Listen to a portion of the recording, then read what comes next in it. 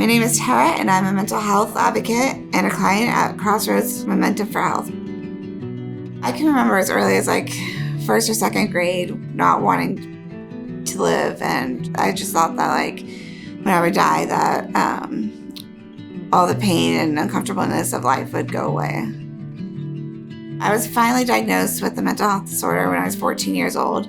I had attempted to hurt myself. I took pills and cut myself.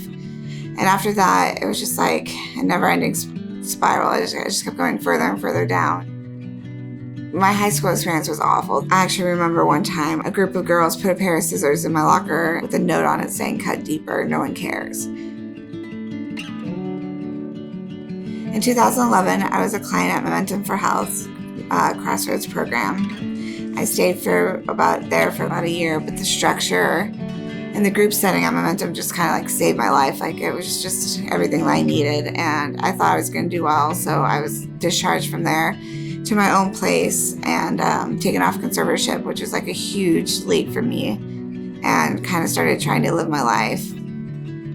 But suicidal ideation, and that never left. And I had never been treated at the core. A few years after I left Crossroads, I was in a really rocky relationship with a guy, and shortly after I found out he had been cheating on me after we were engaged. After that, I just knew life wasn't for me. I did not want to be alive.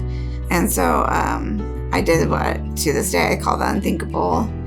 I went and I stood on train tracks, and an oncoming train came, hit me, ran over me, and dragged me to the station. I spent several months in the hospital of Santa Clara Valley Medical Center in the rehab program for learning how to walk again. I had a group of doctors tell me how lucky I was that I survived. And I just wanted to look at them and say, you don't know, I'm not lucky. This was not lucky for me. I wanted to die. How dare you call me lucky? I was at Napa State Hospital for 7 years of extremely strict setting. The worst of the worst went there. And after I left there was no prep for this is what life looks like. Phones had changed so much since I'd been back, and didn't have a direction for the way my life was going. In 2024, I joined Momentum's Crossroads II, and I've been doing a lot better since I've been here. The staff are getting me out on a regular basis and confronting the fears of anxiety on driving and just being in public and taking it slowly. Crossroads II, it's an augmented boarding care, so it's a residential program that is unlocked. So clients can come here, it's voluntary. We have day programming that goes from 9 a.m. to 2:15. Our role here at this level of care is to help them work on independent living skills, getting their benefits going, getting their ID, Social Security, all of these different things that someone would need to set themselves up to be able to be independent once they leave our site. When I was first introduced to Tera, she was receiving one-to-one supervision, which is pretty serious in the mental health world. When Tera came here and started getting integrated in the community, she showed us that she wasn't someone that we should be worried about. She showed us how strong she is as a person and how much she could really benefit from the structure and then move forward with her journey.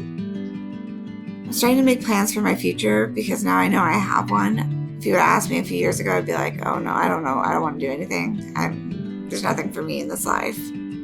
But now I want to be someone that people could be proud of. And I think I am to some people.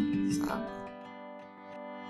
Tera now in her journey, I've noticed that she's really thriving. She's getting along with her peers. She's doing activities that she came up with that she wants to do and going and pursuing them. She's always just so joyous to be around. And her story, just everything she's been through is really impactful. And to be where she is now is wonderful. I've been a professional mental health client for 22 years, but it's gotten better and better over time. And that's what I want people to know is that recovery is non-linear. It has its ups and downs, and you're gonna feel crappy at times, but other times you'll feel a lot better. And when I get up every day, I feel I feel proud, like, hey, here's another day that I made it, and I'm here, and I'm doing well.